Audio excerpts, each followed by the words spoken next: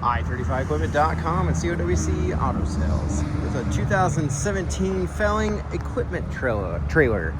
Felling builds a super heavy duty trailer, great for your mini excavators or skid steers or tractors or what have you. 6,000 pound dual axle, lots of weight here to handle your hauling from farm to farm or job site to job site. Dual flip down rear ramps. They are spring assisted and you can slide them back and forth. We've got the trailer light test going on the truck there, so you can see the lights coming on and off. I've yet to see a light that isn't working. All working LED lights so far. 16 feet length. Fenders, mud flaps. Tire tread looks really good.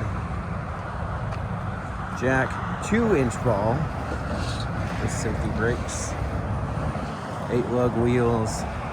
Happy to have you out. If you have any questions, just give a shout. Happy to visit with you. You can always see our phone update, inventory, of consignment heavy machinery on the website at i35equipment.com.